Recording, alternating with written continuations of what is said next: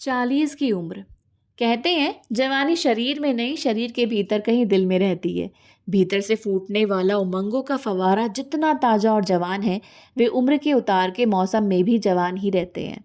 फिर भी जो लोग उम्र की चोटी पर से उमंगों के साथ उतर रहे हैं, वे भी अगर अपने आप से तटस्थ होकर सोचे तो उन्हें पता चलेगा कि यह जवानी केवल मन की जवानी है। आदमी सब दिन जवान रहे, यह उसके मन पर निर्भर करता है।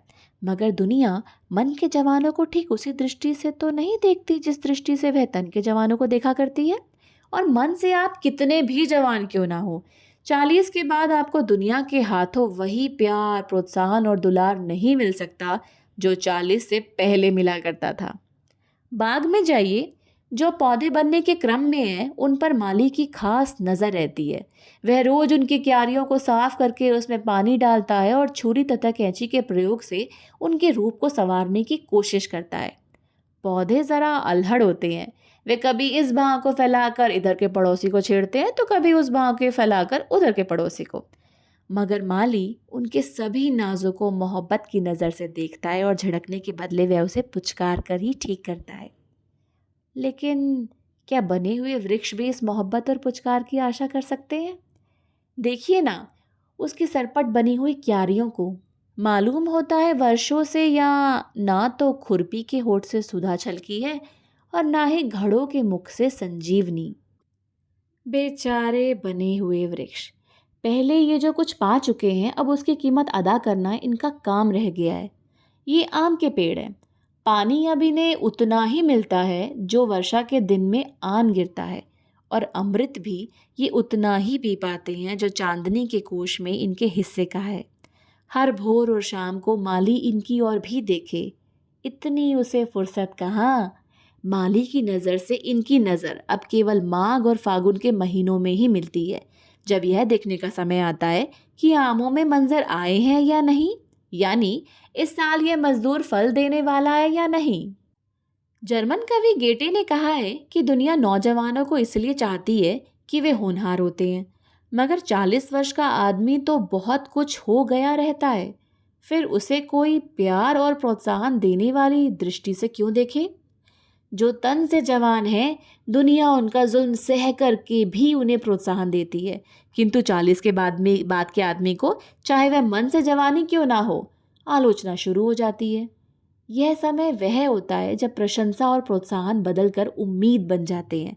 इसलिए संसार 40 के बाद के मनुष्य को देता कम और उससे चाहता अधिक है। अब लोग हमारी टहनियाँ नहीं गिनते, हमारे पत्तों की हरियाली से तृप्त नहीं होते।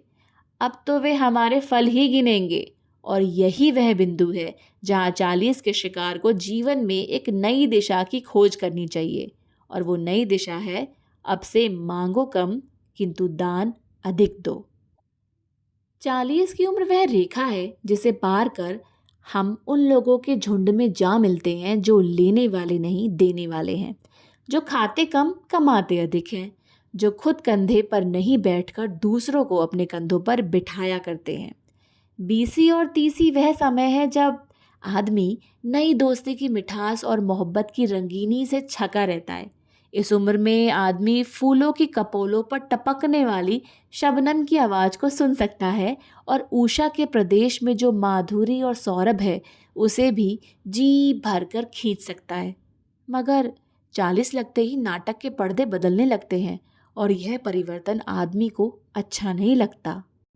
इस समय किसी किसी को यह भ्रम भी हो जाता है कि उनके स्वास्थ्य में कहीं कोई गड़बड़ी तो नहीं हो गई है, उनका आमाशय कुछ खराब तो नहीं हो गया है, और वो डॉक्टर से पूछताछ करने लगता है।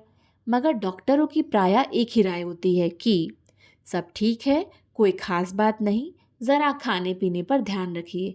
लेकिन खाने पीने से क्या होता है? चाहे जितना खाओ, जितना पियो, 40 के बाद आनंद की दिशा बदल जाती है। मैंने उम्र की तलवार से कटे हुए कितने ही लोगों को झींकते देखा है, लेकिन यह झींकना किस काम का? दोपहरी को ऊषा बनाना कठिन है, और फिक्र करने से तो दोपहरी और भी तेज़ी से ढलने लगेगी। समय रुकने का नहीं, वह बढ़ता ही रहता है। और यह भी ठीक है कि ऊषा के जो कर्तव्य और आनंद है, वे दोपहरी के कर्तव्य और आनंद से भिन्न होते हैं। लेकिन यह समझना भूल है कि भोर में आदमी को जैसा संतोष प्राप्त होता है, दोपहर में भी उसे वैसा ही आनंद मिल नहीं सकता। ज़रूरत है समय के साथ बदलते रहने की। पुराने ज़माने के बहुत से लोग आज की दुनिया में झक मार कर जी रहे हैं, क्योंकि आज वे बहुत सी ऐसी बातें देख रहे हैं जो उन्हें पसंद नहीं है और जिन्हें वे बदल भी नहीं सकते। उनकी वेदना समय के गियर से छूट जाने की वेदना है, और इसका एकमात्र इलाज भी यही है कि वे किसी न किसी प्रकार जिंदगी के गियर से अपना मेल बिठा लें। मेल बैठ जाने पर फिर कोई दिक्कत नहीं होती। इसलिए अपना तो यह विचार है कि घड़ी की सुई जब 40 पर पहुंचे तब आदमी को उदास नहीं होना चाहिए, और ना ही सुई को नकली तौर पर पीछे ही ले जाने की कोशिश करनी चाहिए। जिसे हम मन की जवानी कहते हैं, वे उम्र को कोड़े मारकर हाँकने की कला का नाम नहीं है। उम्र के साथ हमारे शरीर और मन में जो परिवर्तन होने लगते हैं, उनका प्रसन्नतापूर्वक साथ देने के लिए दिमाग को राज़ी करना ही मन की असली जवानी है। साथ तो देना ही पड़ता है। अब बात रह जाती है कि दिमाग तलखी के साथ साथ देता है या मौज के साथ। जिसने मौज के साथ साथ दिया उसे पछताने की ज़रूरत नहीं होती। सच पूछिए तो 40 की उम्र में आकर के भी ज़िंदगी नए ढंग से शुरू की जा सकती है। बल्कि यूँ कहना चाहिए कि ज़िंदगी असल में यहीं से शुरू होती है, बशर्ते कि हम उसके लिए तैयार हों। कल तक हमने जो कुछ भी संचय किया है, आज से हमें उसे खर्च करना चाहिए। 40 के पहले तक दुनिया हमारी पीठ पर इसीलिए अपना हाथ दिए थी कि अपने समय में पहुंचकर हम भी अपनी आगे आने वाली पीढ़ियों की पीठ पर अपना हाथ रखें।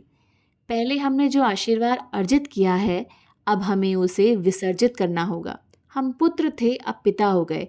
पिता का धर्म मांगना नहीं, बल्कि अपने आप को उत्सर्ग करना है, और उत्सर्ग करने में जो आनंद है वह याचना से क्या कम पड़ेगा।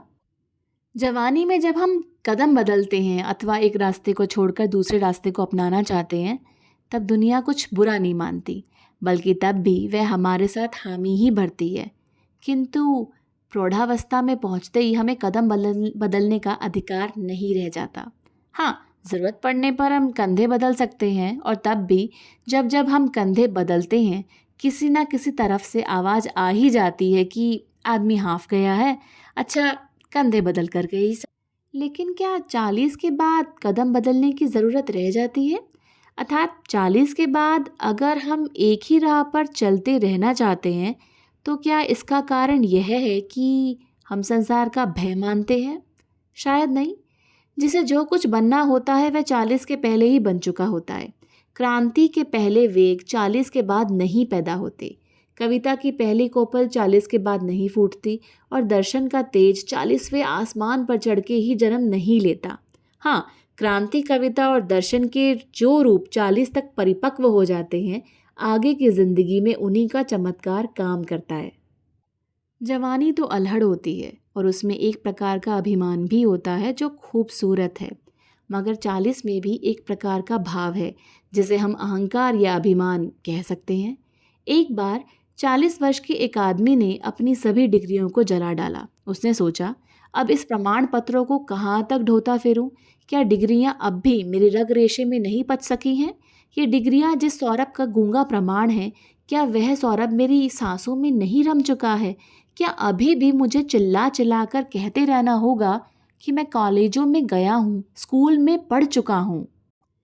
एक तरह से समझिए तो 40 की उम्र निराशा और उदासी की सूखी घड़ी ना होकर के आशा और उल्लास की ही नई बरसात है, जो घटा और अपनी रंगीनियों के साथ आकाश के कोने कोने में आनंद से मंडरा रही थी, अब वह बरसने वाली है।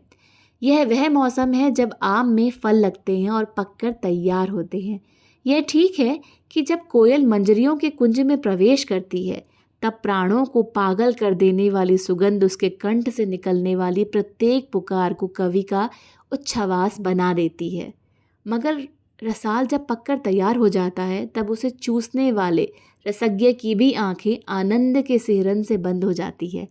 पके हुए फल के भीतर भी एक कविता है, जो सिर्फ सूंघने की वस्तु नहीं, बल्कि रक्त में मिला देने की एक चीज़ है। वसंत और शिशिर में कुछ भेद तो होते हैं। किंतु ऐसे नहीं कि एक के सामने दूसरा कुछ हो ही नहीं सकता। वसंत की सूक्ष्मा और सौख्य शिशिर के बारीक आनंद से भिन्न होते हैं। फिर भी शिशिर के भी अपने मूल्य हैं। जो इन मूल्यों को समझता है उसे निराशा नहीं होती, मगर जो उन्हें देख ही नहीं सकता उसे तो वसंत के नाम पर रोना ही पड़ेगा। 20 की उम्र बड़ी ही अच्छी चीज़ है, मगर वह तो एक ही बार आ सकती है, और 40 की उम्र भी बड़ी ही बेजोड़ हो, अगर लोग उसे इस चिंता में ना बिगाड़ दें कि हम 20 के ही क्यों नहीं बने रहे। समय तो हमारा शत्रु नहीं हो सकता, अपनी प्रकृति से वह हमें संपन्न ही बनाता है। गुलाब पर उषा की बूंदों को हम फिर से नहीं सजा सकते, मगर गुलाब तो हमारे हाथ में है।